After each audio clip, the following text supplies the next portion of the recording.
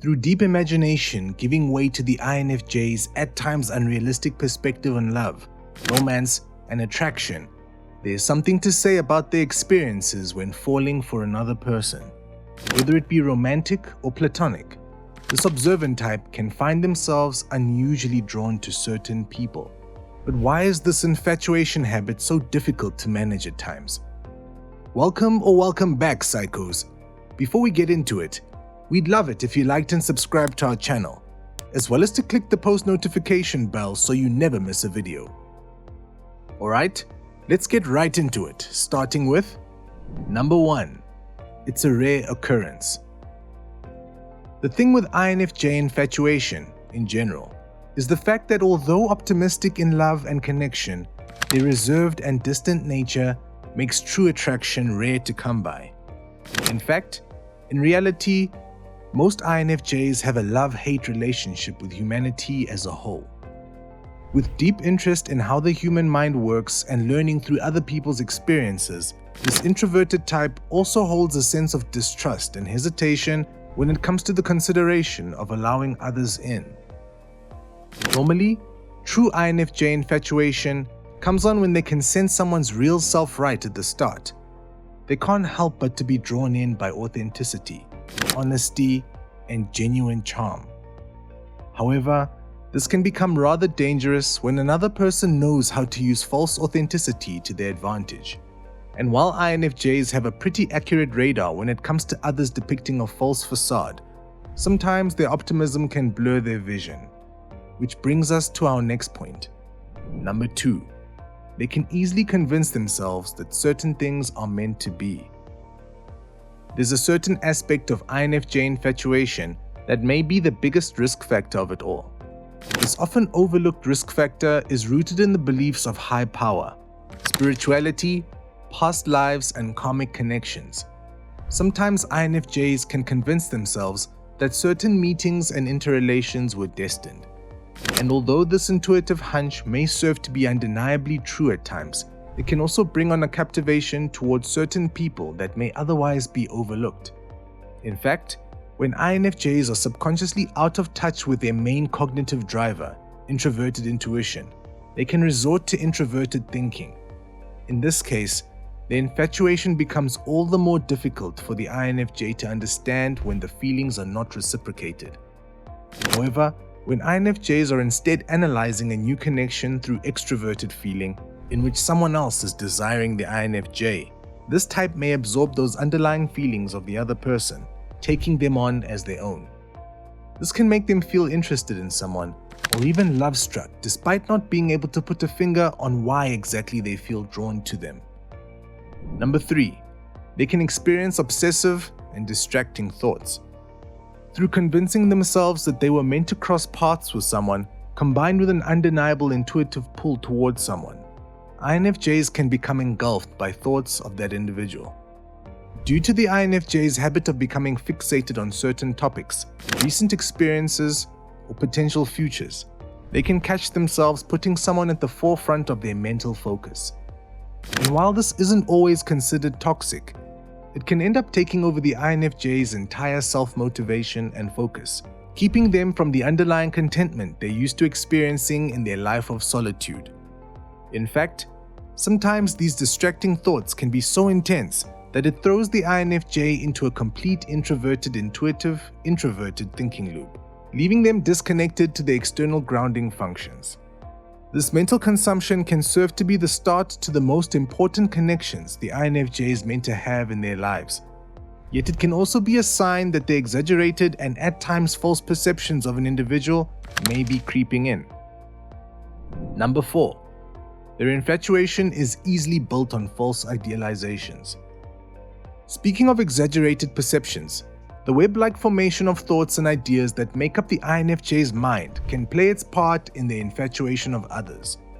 Through their extroverted feeling and sensing functions, this personality type accurately observes and files away certain qualities of each person they come into contact with.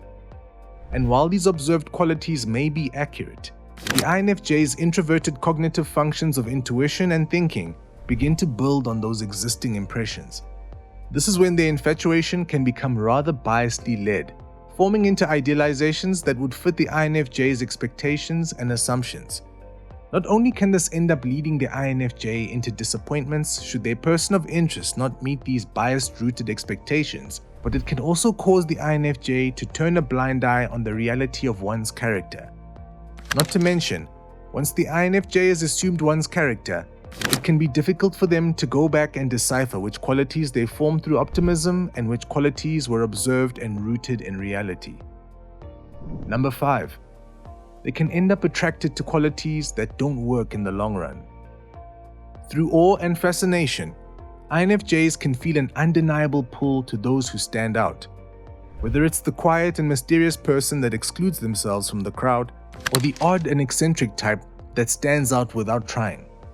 The INFJ can become infatuated by the oddities of the non-average. However, first impressions can cause the INFJ to fill in the blanks as to how this perceived unconventionalism may play out in other areas of that person's personality and life, which isn't always accurate.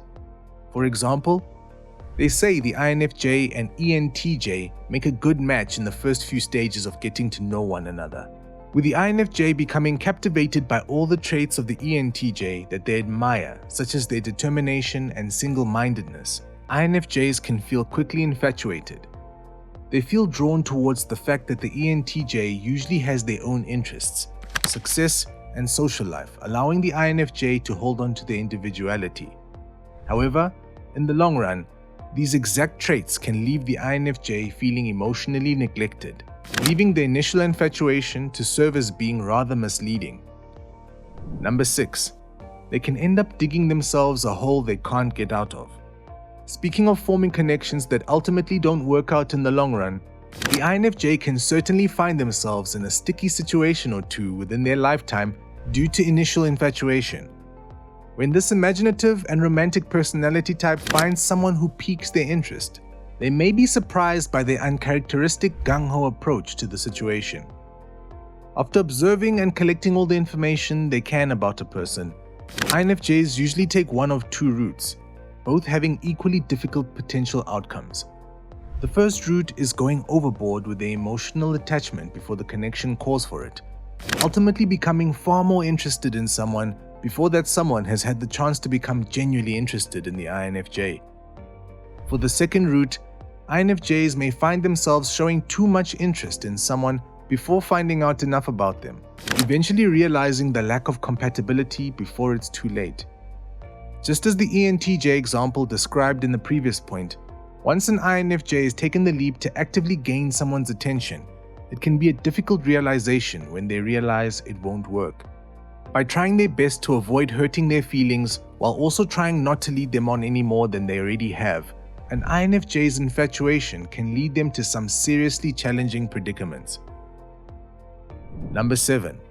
It can make them feel completely out of control. With extroverted feeling at hand, the INFJ isn't unfamiliar with feeling out of touch with their emotions. As we mentioned before, the INFJ can absorb the interest that someone else has for them and mirror it in a way that wouldn't naturally occur. But, despite flattery and being lusted after, there's nothing that causes this emotional disconnection more than when they can't rationalize the uncontrollable thoughts of another. Known for maintaining a collected internal balance despite their never-ending thought formations, there's nothing that sets an INFJ off-kilter more than the unignorable and intrusive wonderment for another person.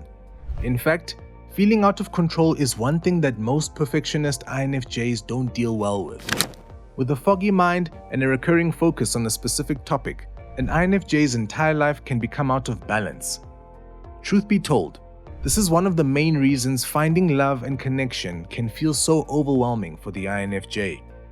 As once they let their floodgates down, the rush of feelings, emotions, thoughts and curiosities that come crashing in can make them feel like they have no time or energy to focus on any other area of life. Well, psychos, that's it for today. Before you go, let us know in the comments below if you think you have a dangerous habit of becoming infatuated with certain people as an INFJ. Also, make sure to leave us a like, share with your friends, and also subscribe to our channel so that you never miss a video.